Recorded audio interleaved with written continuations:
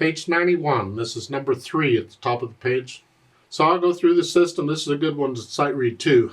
And part of the sight reading, when you're looking it over to see what's in it, you'll notice that the left hand's playing the first line and the right hand's playing the second. You keep that in mind as sight reading. So it's 2 lines long, treble bass clef, 1 flat in the key signature. That means it's either in the key of F major or D minor. And we're studying minors, and it ends on D's. So I'm guessing we're in D minor. All the B's are flatted, but in this position we don't have any B's, so we don't have to worry about it. Now we could be using C sharps here because that's the 7th step for harmonic minor, but there aren't any C's in here either. So I'm guessing if there were C's in here, they would be C sharps. And it's 3/4 time. So I can take both hands together because it's only one hand playing at a time. The left hand starts here. 1 and 2 and 3 and 1. And I trust you understand dotted rhythms by now. If you don't, probably ought to go back and start the book again or something. Concentrate on the rhythms and counting and get them. But just briefly, the quarter note comes on beat 1. Just the way, and it lasts the whole beat because it's a quarter note. So the dot comes on beat 2. And the dot is the same as half the quarter or an eighth note. In other words, that dotted quarter note's like 3 eighth notes tied together. So the eighth note comes on the and of 2. 1 and 2 and 3 and 1 and 2. And eighth notes, you just got to figure out what the notes are. You take it at your speed, not mine. And then in the second line, the right hand gets to do the same rhythm. Almost, except the third measure there in the right, measure 7. You have triplet at the end.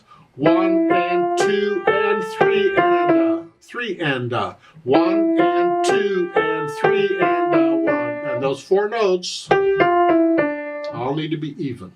So once I have the rhythm and the notes and the fingering okay, and I can play this with no hesitations, and I don't need to look at the keyboard, then I think about the articulation. They put in, you can lift up between the 1 and 2, 2.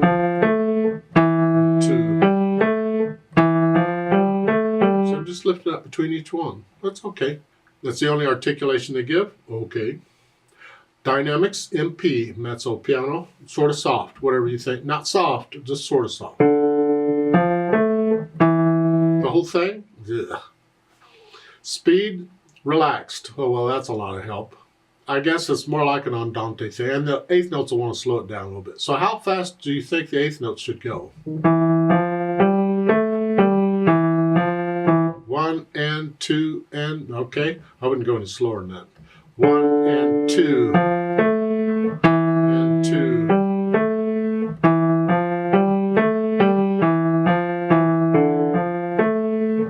And 2 and 2. 2, 3. Remember the natural accents? 1, 2, 3. 1. Exaggerate them if you need to. 1 and 2.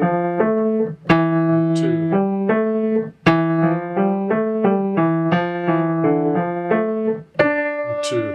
Let the wrist collapse a little bit on it. And this idea of letting the wrist collapse and accenting like this will go a long way in helping your physical technique. When you get to where you can accent any note on any finger at any time, your technique is getting there. That's why I use the approach and the scales that I use. That's what I used in college, and that helped me the most with my technique and being able to control things, is accenting and dropping the wrist and so forth. Dropping the wrist lets you stay loose. Accenting gives you the control to do it on any note at any time on any finger. So this business of accenting, this feeling of, because it feels different on different fingers. Now they want you to transpose this to C minor. Well, we're in D minor, right? Now, C minor is just one down, and you have an E flat here. I'm going to use these notes, because C minor is relative to E flat major. It's got 3 flats, but in this position, that's all it is. And 2.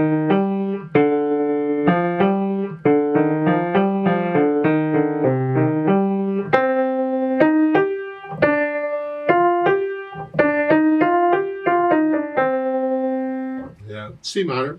again, you can transpose it to other keys too using the same approach. Find the position in that key, use those notes, and using these fingers. Let's play this together slowly and check the notes and the rhythms. I'll give us 3 counts since it's in 3/4 time. Now, even though the right hand isn't playing for a while, I recommend for now, go ahead and put the right hand on the keyboard and have it ready to go. I mean, a lot of times when one hand is playing and one hand isn't, the other hand can be on the lap or relaxing or whatever. But for now, I'd suggest to leave both hands on there. Put them both on there. So leave the left hand on the keyboard in the second line, even though you're done with it and you could take it off. No, it's really better to leave the hands on the keyboard than to be putting them on and taking them off and leave them on. I'll give us 3 counts. Did I say that? I can't remember. 1, ready, and go, and 1 and 2 and 3 and 1 and 2 and 3 and